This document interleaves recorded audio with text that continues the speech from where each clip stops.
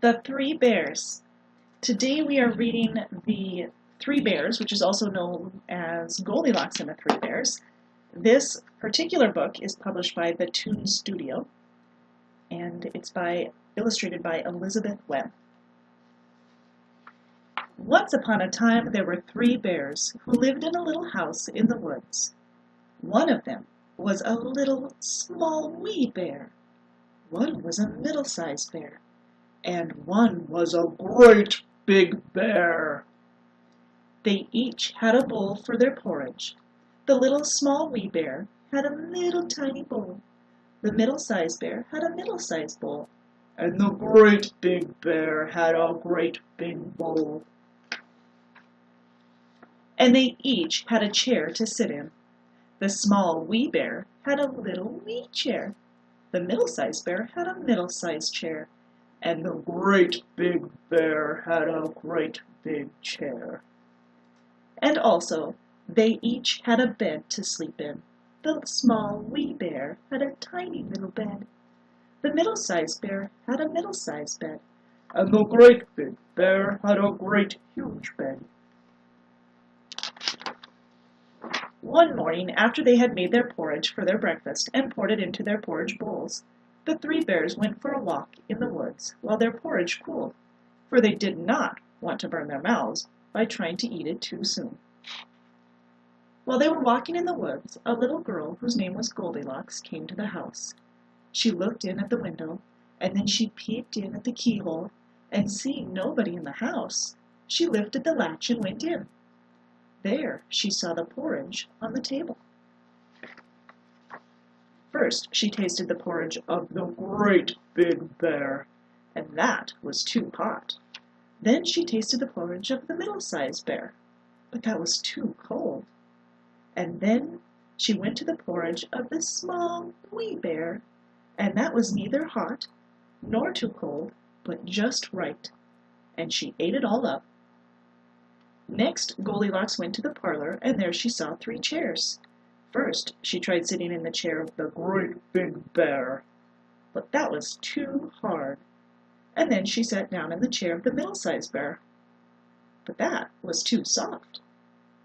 But then the chair of the small wee bear was just right, and she sat in it until the bottom broke.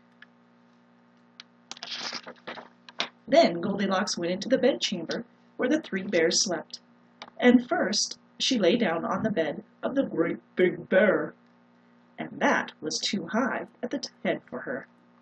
Next she lay down at the bed of the middle-sized bear, but that was too high at the foot of her. And then she lay down upon the bed of the small wee bear, and that was neither too high at the head nor too high at the foot, but just right. So she covered herself up comfortably and fell asleep. By this time, the three bears had been walking for quite some time in the woods, and they thought that their porridge would be cool enough now, so they came home to eat their breakfast. Now Goldilocks had left a spoon of the great big bear standing in his porridge, and he noticed it first thing. "Somebody has been at my porridge," said the great big bear, in his great, rough, gruff voice. And then the middle-sized bear looked at her porridge, and she saw that the spoon was standing in her porridge too. "Somebody has been at my porridge," said the middle-sized bear in her middle-sized voice. Then the little small wee bear looked at his porridge, and there was the spoon in his bowl also, but the porridge was all gone, every bit. "Somebody has been at my porridge and has eaten it all up," cried the small wee bear voice. Now Goldilocks had put up the hard cushion straight when she rose from the chair of the great big bear, and when he came into the parlor he noticed it first thing. "Somebody has been sitting in my chair," said the great big bear in his great rough, gruff voice. Goldilocks had pushed down the soft cushion in the middle-sized chair. "Somebody has been sitting in my chair," said the middle-sized bear in her middle-sized voice. "Somebody has been sitting in my chair and has sat the bottom out of it," said the small wee bear in his little small wee voice. Then the three bears thought they had better search through the rest of the house, and so they went into the bedchamber where they slept. Now Goldilocks had pulled the pillow of the great big bear out of its place, and he noticed it first thing.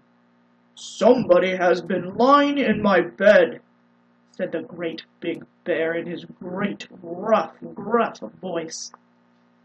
And Goldilocks had pulled the pillow of the middle-sized bear out of its place.